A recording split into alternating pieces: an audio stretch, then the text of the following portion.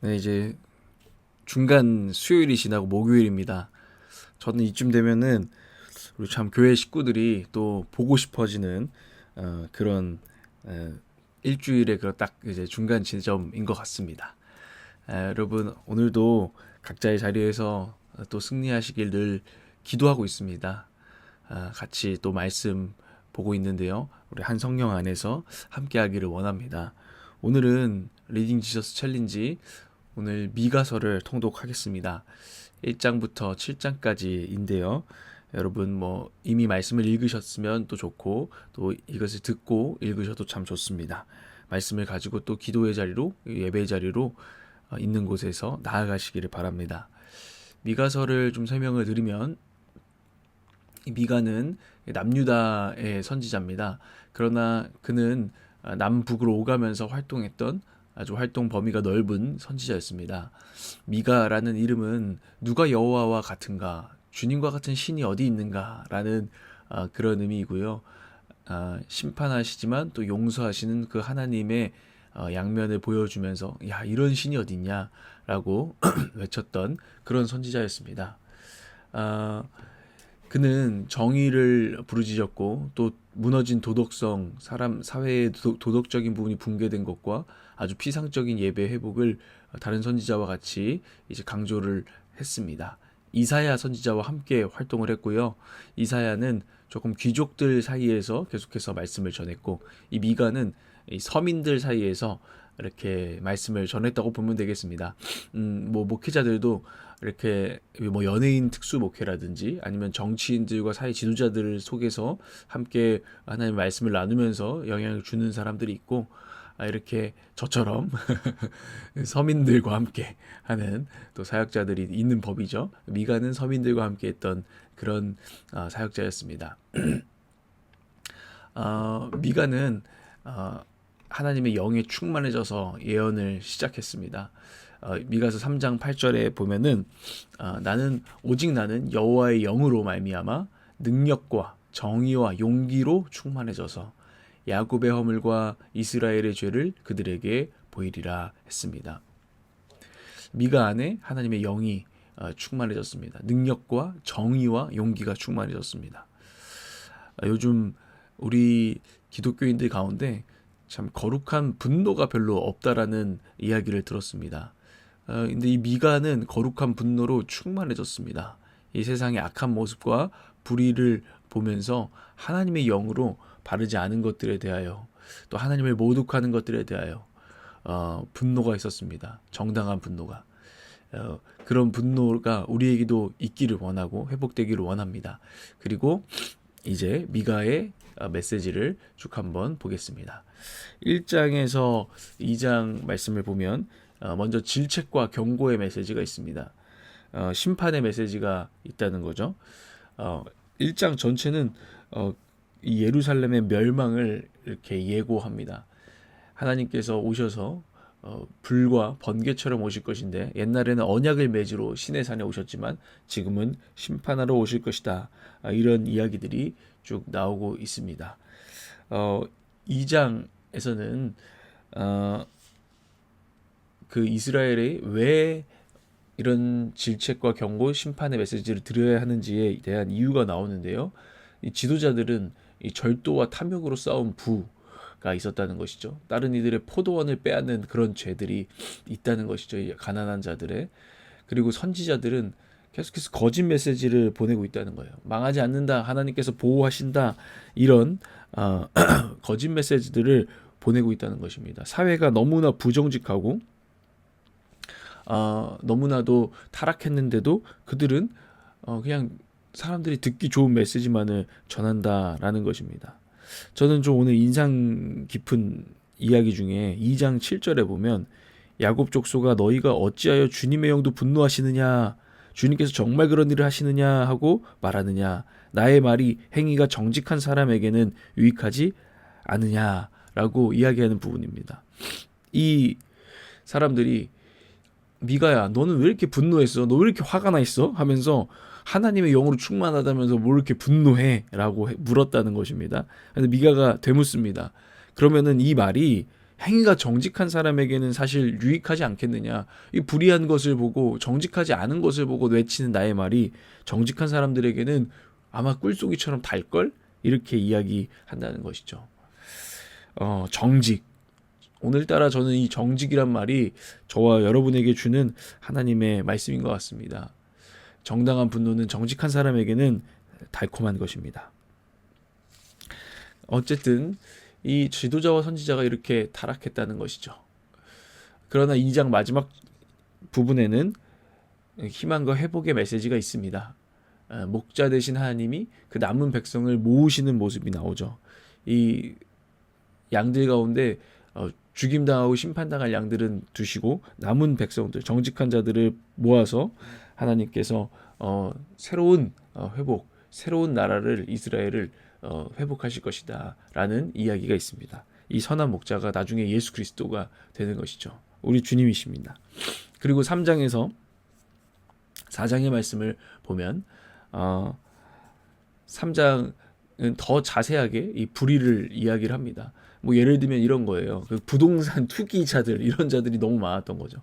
그리고 그런 것들 때문에 가난한 자들은 더 못 살게 되고 이런 사회 가운데는 불법, 그러나 다 같이 하는 불법, 이런 불법이 만연한 사회를 미가 선지자는 보여주고 있습니다. 하나님께서는 땅을 가지고 장난치는 것을 싫어하세요. 하나님께서 원래 원하시는 바는 땅은 누구도 소유할 수 없다는 것이거든요. 그래서 한 사람 한 사람 공평하게 나누어 가지라고 했는데 예나 지금이나 이 땅에 대한 문제는 계속되고 있습니다. 그리고 땅에 대한 불의도 계속되고 있다는 것을 우리는 알고 있습니다. 이런 문제들 때문에 재앙이 임박했다고 선포합니다. 성전이 폐허가 될 것이다 라고 말하면서 3장은 마무리가 됩니다.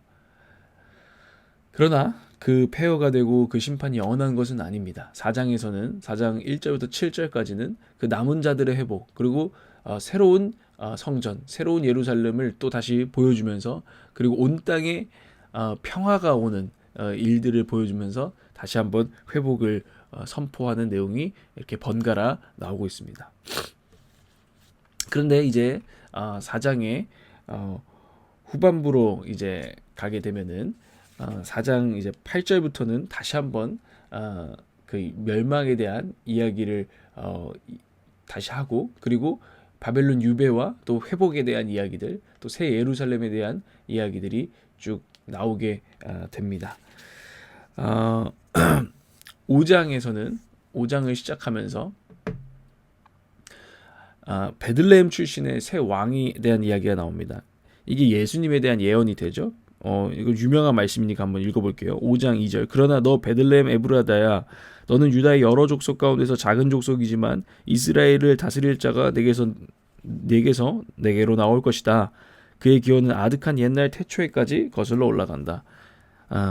베들레헴에서 나는 메시아에 대한 이야기를 해주고 있습니다. 그 왕을 통해서 평화가 온다라는 이야기를 이 미가는 예언합니다.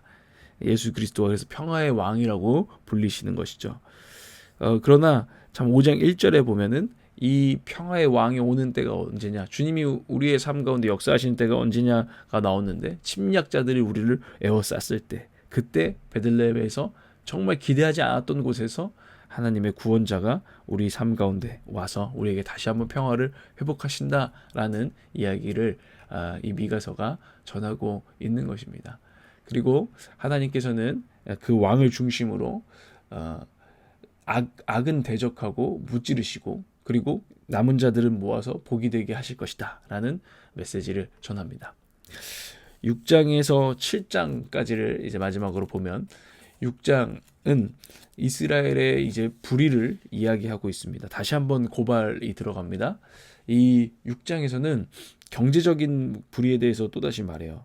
뭐 특별히 저울을 잘못 쓰는 거, 저울과 추로 다 사람들을 속이는 거, 이런 것들, 가짜 되를 속이는 거, 뭐 예를 들면 지금으로 따지면은 성분을 뭐 속인다든지, 중국제인데 한국제라고 한다든지, 조금 이익을 얻기 위해서 사람들에게 해가 되지만 그것을 모른 척한다든지 이런 부정직한 관행들을 이야기하면서 이런 것들을 내가 고발한다. 그리고 하나님께서 이것을 심판하실 것이다 라고 이야기하고 있습니다. 너희들 그러면서 무슨 예배를 드리냐? 예배 드리면서도 이런 짓 할 수 있다는 거예요. 그리스도인이라고 말하면서도 이런 짓 할 수 있다는 거예요. 이런 것들을 고발합니다.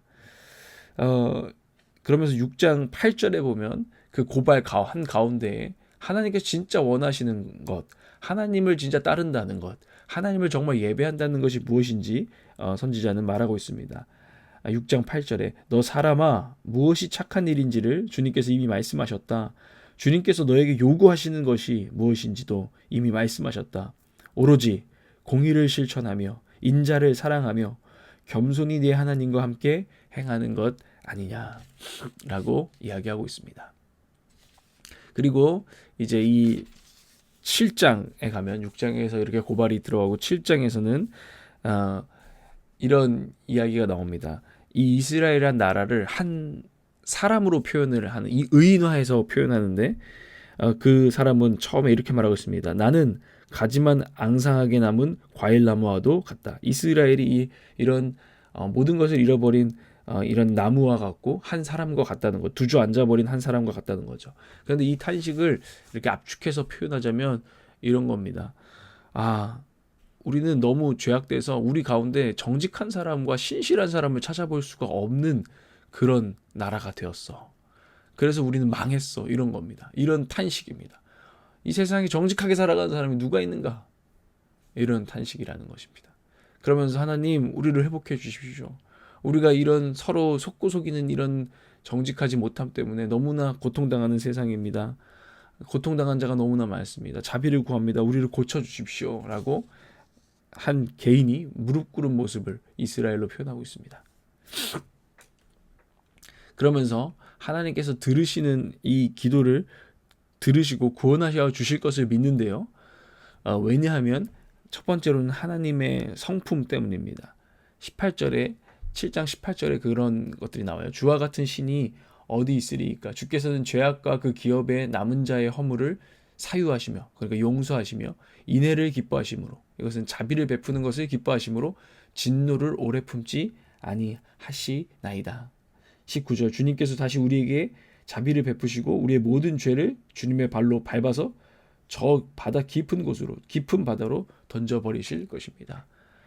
하나님의 성품은 우리를 용서하기를 기뻐하신다는 것입니다. 우리가 회개하면 우리를 회복하기를 기뻐하시고 그 죄를 깊은 바닷속에 던져서 난 기억이 안 난다 라고 하시기를 좋아하는 분이기 때문에 이 이스라엘은 이렇게 기도할 수 있다는 것입니다. 소망이 있다는 것입니다.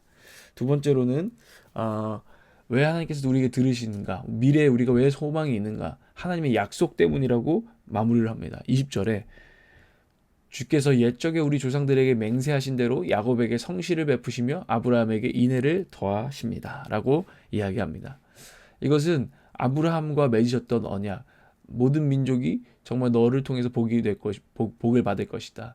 너는 하늘의 별과 같이 빛날 것이다. 별과 같은 자손들을 만들 것이다. 라는 그 하나님의 언약이 신실하시기 때문에 우리는 신실하지 못했지만 하나님께서는 우리의 기도를 들으시고 우리에게 다시 한번 소망을, 회복을 가져오실 것이다 라는 이야기를 미가는 하면서 마무리를 합니다.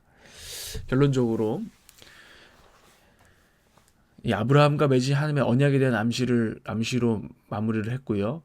결국에는 모든 열방이 다시 한번 이 하나님 백성의 회복을 통해서 복을 받을 것이다. 하나님의 백성, 하나님의 교회가 하나님의 심판, 때로는 죄의 값을 담당하고 회개하고 철저히 정결하게 하고 악을 대적할 때 모든 민족의 복이 될 것이고 또 하나님께서 그렇게 하실 것이고, 그러나 인간의 죄악보다 강한 하나님의 언약적 사랑과 약속이 언제나 있기 때문에 그것이 가능하다는 것을 우리가 기억하면서 우리의 어떠함이 아니라 하나님의 신실하심으로 이런 회복들이, 소망들이 우리에게 있을 수 있다는 것을 늘 기억하라. 이것이 미가의 말씀입니다. 저는 선지서의 말씀들은 때로는 다 비슷한 부분들이 있습니다. 지금 우리가 읽고 있지만, 그런데 오늘 특별히 우리 교회에게 주시는 말씀, 제게 특별히 주시는 말씀은 정직하라. 정도를 가는 교회가 되라. 정직한 길을 가는 교회가 되라. 때로는 그것 때문에 손해를 볼지라도 그것을 결단하고 도전하는 그런 사람들이 모인 올락처치 되기를 하나님께서 원하신다는 것을 확실히 느꼈습니다. 재밌는 교회, 뭐 분위기 좋은 교회 맞습니다. 그러나 불의와 함께 즐거워할 수 없죠. 우리가 그런 정도를 가는 교회, 교인, 성도 이 시대에 올락처치 되기를 원합니다. 미가의 말씀 잘 읽어보시고 오늘도 기도하시길 바랍니다.